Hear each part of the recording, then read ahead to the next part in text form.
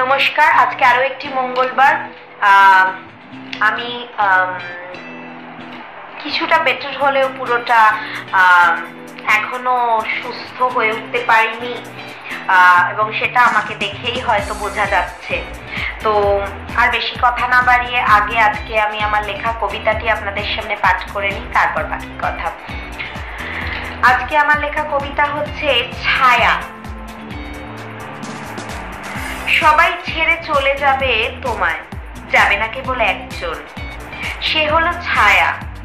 সে তোমায় তখনই ছেড়ে যাবে যখন ছাড়বে তোমার এই নশ্বর শরীর ও মন। সে তোমায় তখনই ছেড়ে যাবে যখন ছাড়বে তোমার এই নশ্বর শরীর ও মন।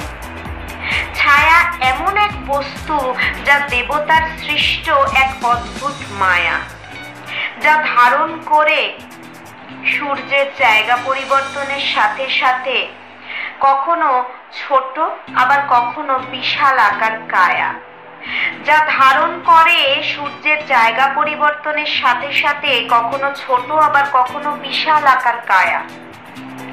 জ্যান্ত মানুষের আছে ছায়া, ছায়া নাকি হয় না ভূতের, কারণ তারা যে শরীরহীন মৃত ব্যক্তি, যাতে নেই কোনো ঊর্জা বা শক্তি, তাই তাদের ছায়া না থাকার আছে যথেষ্ট যুক্তি।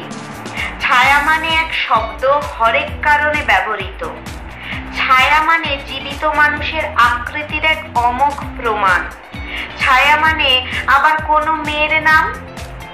ছায়া মানে আবার গাছের বা কোনো কিছুর নিচে বসে পাওয়া পরম শীতল স্নিগ্ধতা। ছায়া মানে হিন্দি শব্দে বিস্তার লাভ করা। ছায়া মানে অনেক ক্ষেত্রে বাবা মায়ের বা গুরুজনের ছায়া সঙ্গী হয়ে পাশে থাকা। ছায়ার ভিতর এত মানে যুক্ত শব্দের বীজ নিহিত। ছায়া আমাদের অস্তিত্ব নীরব থেকেও জানান দেয়, আমাদের সমাজের সামনে ব্যক্তিত্ব। ছায়ার হয় না রূপ, সে তোমার রূপেই রূপায়িত। যেমন তুমি তেমনি তোমার ছায়া, কখনো তোমার সাথেই দণ্ডায়মান, আবার কখনো তোমার সাথেই শায়িত। ছায়াকে আলো ছাড়া যায় না দেখা, এতে কি হলো প্রমাণ? আমাদের ছায়ার নেই কোনো বাজে ভাবের প্রকাশের লঘু গুরু জ্ঞান, কারণ আলোয় তার প্রকাশ, আবার অন্ধকারে তার লুকিয়ে বাস। কারণ আলোয় তার প্রকাশ, আবার অন্ধকারে তার লুকিয়ে বাস। ছায়াকে তুমি যেমন ভাবে দেবে রূপ, তেমনই নেবে আকৃতি।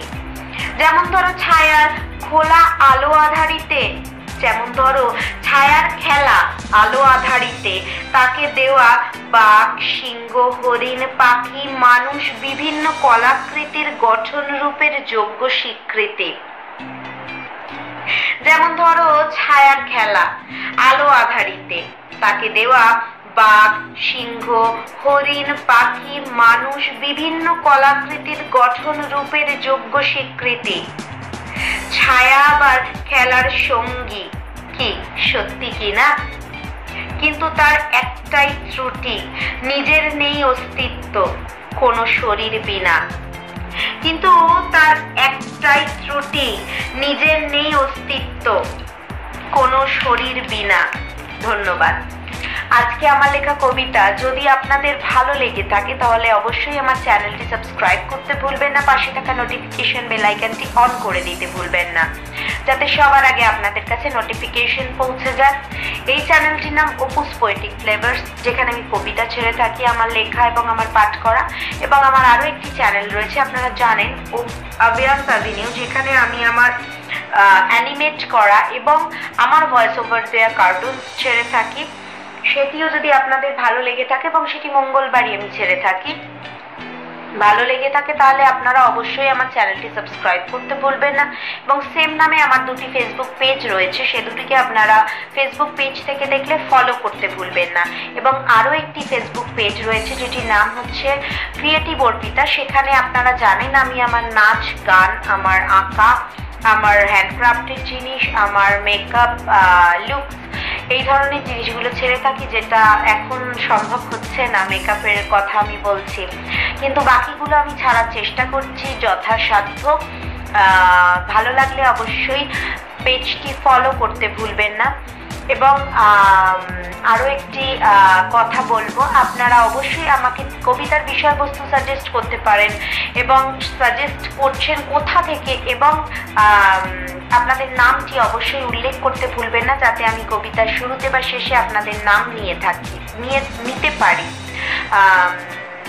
এটুকুনি আপনাদের কাছে অনুরোধ রইল। এবং ভালো লাগলে অবশ্যই কবিতাটি, কার্টুনটি যেটি হোক শেয়ার করতে ভুলবেন না। এবং আরো একটি কথা আমি এতে আরেকবার বলে দিই, আমি যদি কারোর চ্যানেলে গিয়ে যারা আমাকে সাবস্ক্রাইব করছেন সেই ভালোবাসাটি তাদেরকে ফেরত দিতে ভুলে গিয়ে থাকি, তাহলে অবশ্যই আমাকে সেই বিষয়ে একটুখানি ইন্টিমেট করবেন, আমাকে একটু জানাবেন আপনারা অবশ্যই পিন করে, তাহলে আমি তাদেরকে সেই ভালোবাসাটি ফিরিয়ে দিয়ে আসতে পারবো।